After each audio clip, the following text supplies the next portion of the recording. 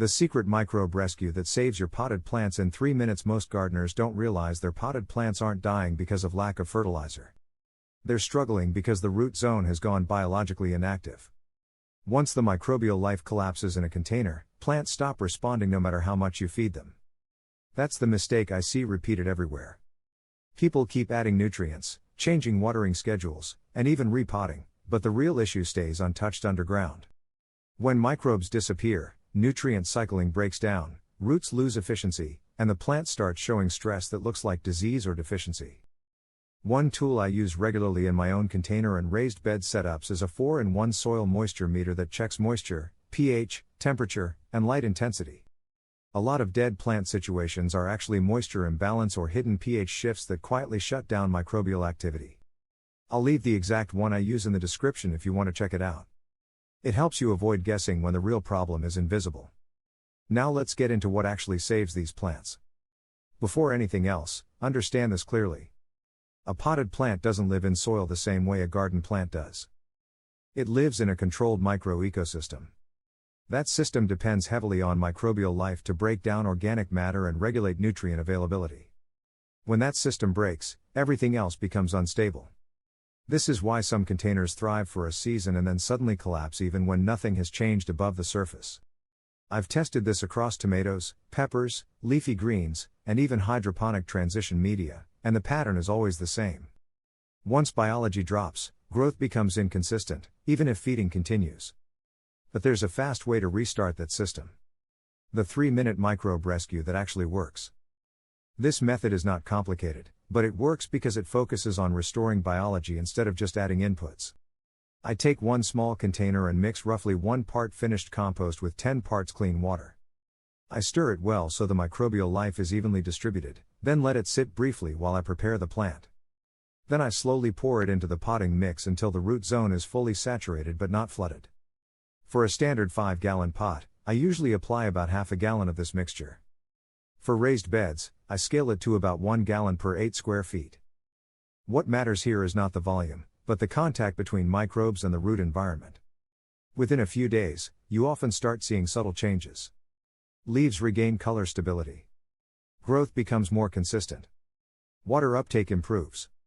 But this is only the first step. What most gardeners get wrong after the reset: they stop too early. Microbes don't just need to be introduced. They need a food source to stay active. Without that, the system collapses again within a short time.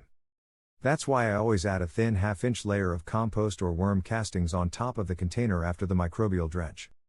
This creates a slow, continuous feeding layer that keeps microbial populations alive.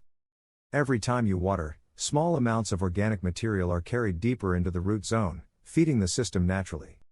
In my own trials, containers that received this follow-up step consistently outperformed those that only received liquid feeding or fertilizer corrections. Now let's address the mistake that ruins recovery: over fertilizing too early. This is where most gardeners undo their progress. They see a small improvement and immediately add more fertilizer, thinking they're accelerating growth. What actually happens is salt buildup. That buildup stresses roots, slows microbial recovery, and pushes the system back into imbalance. At this stage, less input often produces better results. Instead of adding more, I always check moisture and pH stability first. If moisture is uneven or pH drifts too far outside the 6.0 to 6.8 range for most vegetables, microbial activity struggles again. Even a healthy reset won't hold if conditions aren't stable. This is where precision matters more than effort. The difference between guessing and controlling your soil in container gardening: small changes have big effects.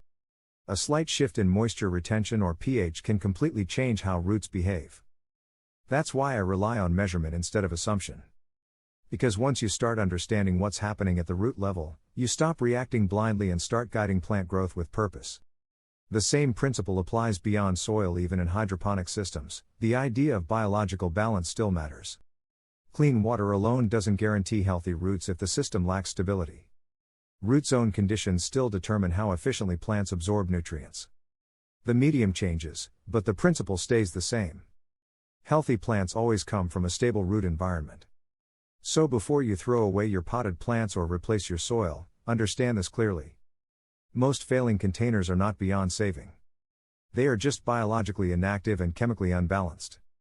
Once you restart microbial life, stabilize moisture, and correct pH, recovery often happens faster than expected. The biggest shift in gardening is not learning more products. It's learning what actually controls plant performance below the surface. If you found this useful, subscribe to Farmagic and share it with another gardener who is struggling with container plants. Once you understand soil biology and root zone behavior, you stop guessing and start growing with control and consistency.